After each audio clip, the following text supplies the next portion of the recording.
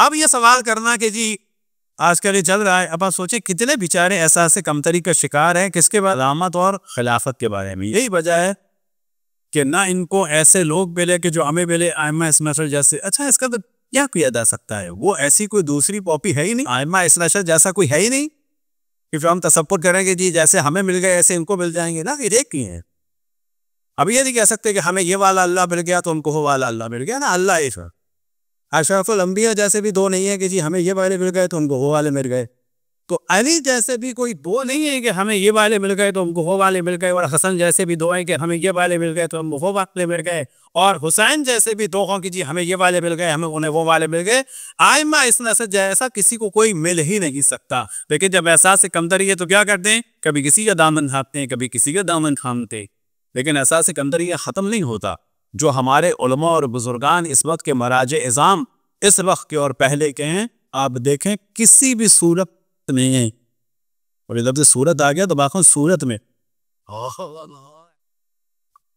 हमारी मुराद सूरत से मुराद किसी भी कंडीशन में किसी भी कैफियत में हमारे उलमा बुजुर्गान जैसे इनकी तेगी तेज भी नहीं किसी भी एतबार से। अब देखें किसी भी एतबार से नतीजा क्या होता है, मेरी उर्दू खान के पीछे चलती है, सऊद को इमाम बना देते हैं। मैं पहले भी तो मुझे दिलाई, इसको सर्च कीजिएगा, जद्दा में यूनिवर्सिटी है जामिया तो इमाम सऊद, अल इमाम सऊद यूनिवर्सिटी, यानी सऊद भी इमाम। तो कभी आप देखें किसी के पीछे चलते हैं, आखिर में वो तंबस मिला उमर, बोला उमर दे आखिर वो कम्बख्त मिला है अबू बकर बहदल। यानी आप तसव्वुर करें कि इनके पास कोई भी एक आदमी ऐसी पर्सनैलिटी का नहीं है जैसे हमारे आगा सिस्तानी या वहीद आगा खामनाई या दीगर मरज जैसा एक आदमी।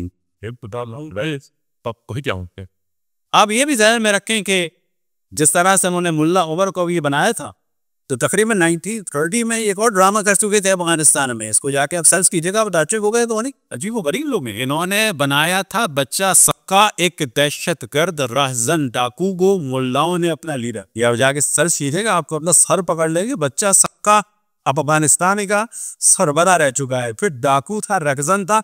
उसकी तस्वीर देखिएगा, उसकी इल्मियत देखिएगा, उसकी काबिलियत देखिएगा। ऐसा नहीं हुआ कि ये अचानक बना दिया गया। क्या तसव्वुर करना कि जी अब आप अब टकरा रहे हैं किससे, बासत ताज्जुब होता है। हदीसों से भी टकरा चुके, विसाल देने वाले कुछ लोग कहेंगे शायद ये मुनासिब जुमला ना, हदीसों में टकरा चुके, आयात से भी टकरा चुके। अब नौबत आई है धमाधम बस कलंदर से टकरा, यानी खौफ यह है अली का पहला नंबर सुन के तबीयत खराब हो। बाकी नहीं, अफसोस का यानी किसी कौम को इतना खौफ हो, इतना कुरान की आयतों की शान नुज़ुल में तहरीफ करें, कुरान की आयतों को छुपाना चाहें, हदीस गरीब को छुपाना चाहें, हदीस मंजरत को छुपाना चाहें, हदीस पैर को छुपाना चाहें, हदीस दार को छुपाना चाहें। अब आलम यह है कि धमाधम मस्त अंदर से बेचारों को प्रॉब्लम हो रहा है, दबा के वीडियोज आ रही है जी अली दा पहला नंबर अली है या पढ़ाना है। बापा दिखता खबर है तुम अपने उलमा की रवायतों को छुपाते चले आए, मुहद्दिसीन की रवायतों को छुपाते चले आए, अब गाने वालियों के गाने भी छुपाओगे। वाकई देखें तो कितना एहसास से कम थे, इसको दबा के वीडियो आ रही है।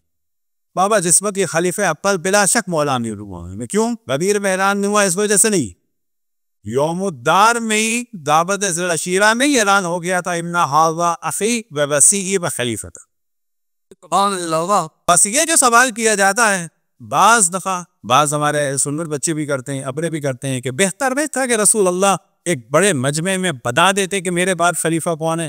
वो जिसके जहन में ये भी सवाल आए, इसके माना ये है कि पदीर के लिए आप जिसके जहन में ये सवाल आए कि अशरफुल अंबिया पर ऐसा भी मशवरा देने का सोचे, इसका मतलब है ये नदी उसको क्लियर। मौला अमीरुल मोमिनीन की फजीलतों में से एक फजीलत है कि जो अशरफुल अंबिया का खास अमामा था कि जो खास मौके में पहनते थे, जिसका नाम था सहाब, वो भी अशरफुल अंबिया ने बदीर में मौला अमीरुल मोमिनीन के अपने हाथ से कर, लेकिन फजीलत नहीं है। तो मौला अमीरुल मोमिनीन बिला से खलीफा तो बिला फजीलत बिला शक, और उस वक्त खलीफा थे कि जब ये तीनों हजरात मुसलमान भी, उस वक्त खलीफा थे। पढ़िए हम बता चुके, तो मौला अमीरुल मोमिनीन के मान लाने के माना ये नहीं वो पहले माज़अल्लाह वो से पहले भी दीन हदीस पे थे, पहले भी मुसलमान थे। बात क्या है कि जैसे ही अशरफुल अंबिया ने ऐलान फरमाया, इनकी जिम्मेदारी थी कि हाँ मैं आपको मानता, ये हाँ मैं आपको मानता हूँ कि बरात क्या है कि मैं मान जाए, वरना ईमान उनका दूसरे काम।